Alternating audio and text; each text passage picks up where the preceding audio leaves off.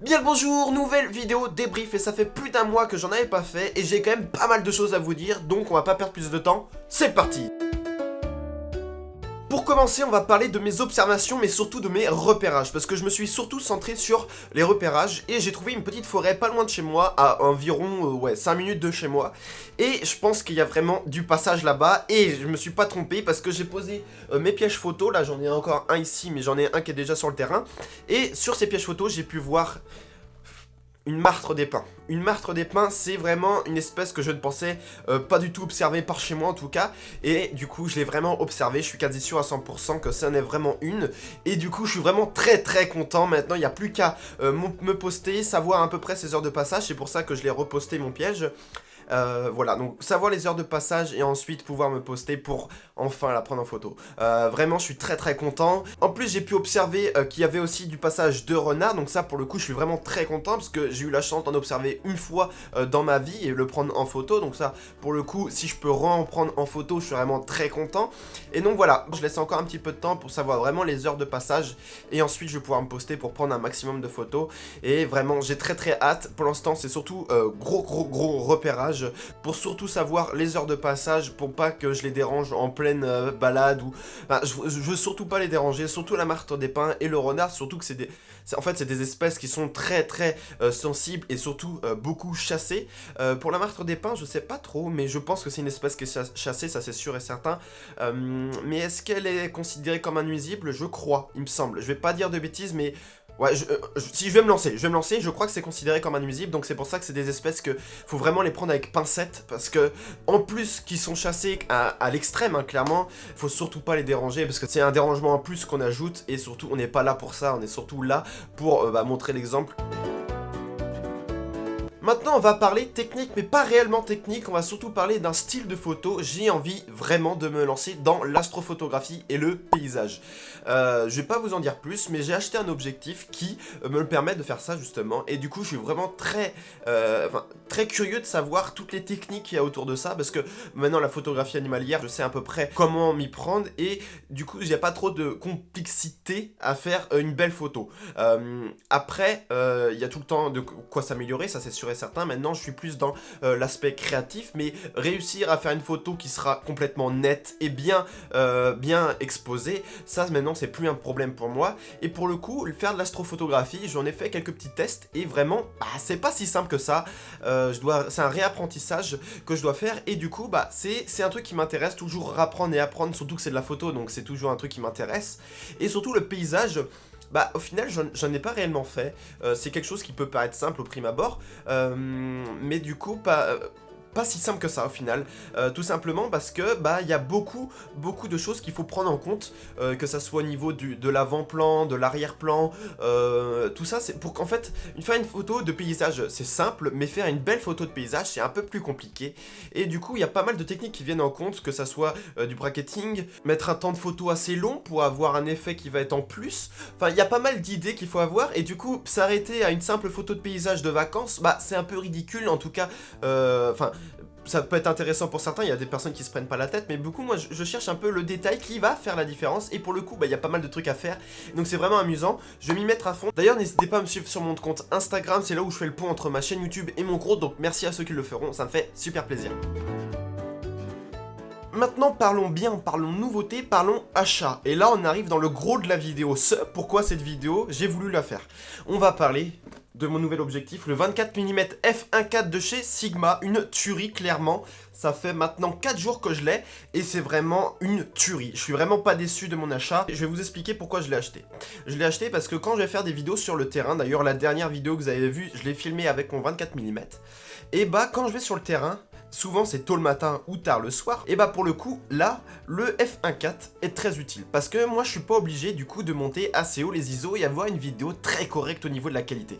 C'est rien que pour vous que j'ai fait ça, dites-vous, aussi pour moi, parce que j'ai envie de faire un peu de paysage et tout ça, mais pour la vidéo, c'est vrai que c'est que pour vous, et dites-moi d'ailleurs si vous voyez une amélioration, parce que je suis vraiment très curieux, et si vous me dites qu'il n'y a pas d'amélioration, clairement j'ai une petite larme qui coule sur ma joue.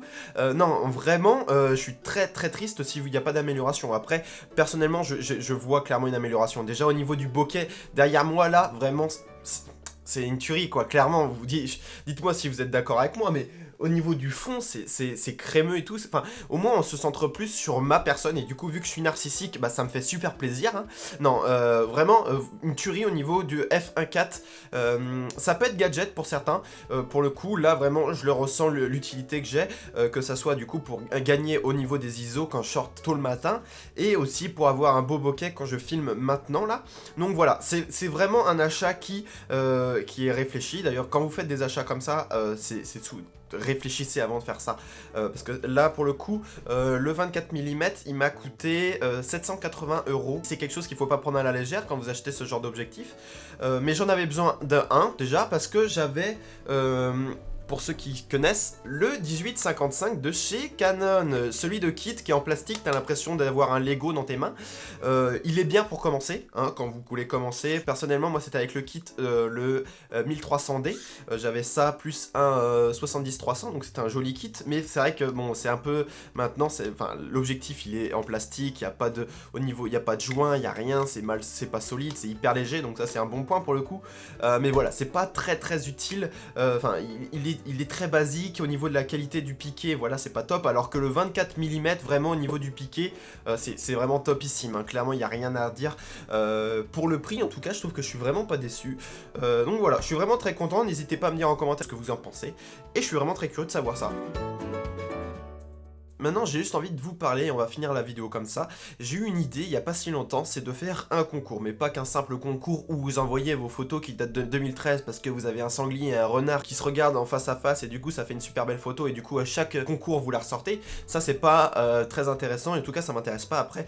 Pour le coup c'est logique pour la plupart des concours que vous fassiez ça. Malgré qu'il y a des fois il y a des concours où ils demandent justement une date limite ou un lieu précis pour éviter ça. Mais pour le coup j'ai envie de faire un concours qui sort un peu du lot et j'ai eu cette idée là. Alors déjà peut-être ça existe déjà, et du coup, bon bah voilà, juste dites-vous que ça sera fait par moi, et voilà. Mais en fait, l'idée principale, c'est que je vous donne une semaine précisément, je vous donnerai les dates sur mon Instagram, d'ailleurs suivez-moi plus sur ça, si vous voulez être tenu au courant, mais du coup, je vous donne une semaine, et pendant une semaine, vous devez sortir la meilleure photo possible. Alors, j'essayerai de m'en sortir pour mettre ça pendant des vacances, ou pendant un week-end avec, je sais pas, un pont, ou quelque chose comme ça, pour que vous ayez un maximum de temps à consacrer justement à ça, à votre sortie photo, et l'idée, du coup, c'est que vous sortiez la meilleure photo à la fin de cette semaine, parce que du coup, ça sera sur une semaine, et du coup, ça peut être intéressant, tout simplement parce que ça sera celui qui sera le plus créatif possible, parce que vous n'êtes pas obligé, tout type de photo est accepté, ça peut être du paysage, on évite le portrait parce que je sais pas trop comment juger du portrait, je ne fais pas de portrait donc voilà ça va être problématique, mais ça peut être du paysage, ça peut être de la macro et de l'animalier, on va se limiter à ça.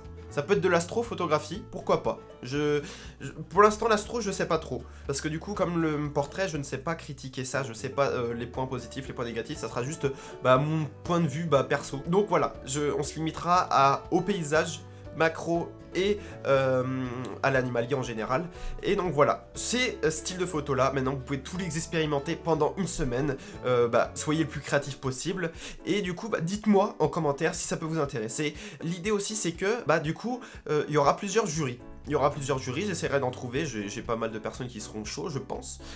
Mais l'idée, ça serait qu'il y a pas mal de jurys. Il y a moi déjà, parce que j'ai envie de me la péter, et c'est surtout mon concept, alors s'il vous plaît. Il y aura une autre personne qui connaît beaucoup la photographie animalière, une autre personne qui s'y connaît pas mal en macro, je pense, donc 3 personnes, et pourquoi pas, si j'arrive, c'est au maximum, ça se trouve il y en aura que 2, il y aura moi, et puis je sais pas qui, une personne, un ami, quoi, donc ça serait triste. Et il y aura 2 autres personnes qui seront juste des personnes qui n'ont jamais fait de photo et qui sont juste là pour un point de vue, voir la sensibilité de votre photo, l'émotion, l'ambiance que vous avez pu donner, si ça marche ou pas, parce que c'est vrai que voir le côté, moi je vais personnellement voir le côté déjà technique, mais une personne qui s'y connaît pas en photo va voir plutôt le côté ambiance, l'émotion qui ressort de cette photo, donc ça peut être intéressant, c'est pour ça que j'ai eu l'idée de faire, pourquoi pas que, quand vous faites il y a des concours, la plupart du temps les jurys sont des personnes qui font déjà de la photo, et pourquoi pas mettre justement des personnes qui ne font jamais de photos, qui sont juste là pour regarder la photo et du coup vont avoir une sensibilité un peu plus différente de la nôtre. Donc voilà, ça peut être intéressant. Dites-le moi en commentaire si vous aimez le principe. Moi je vais sans doute en parler aussi sur Instagram pour que un maximum de personnes soient au courant et un maximum de personnes participent, ça peut être hyper intéressant. Donc on se termine sur ça, moi je vous souhaite des bonnes observations, des bons repérages et surtout des belles photos. Ciao!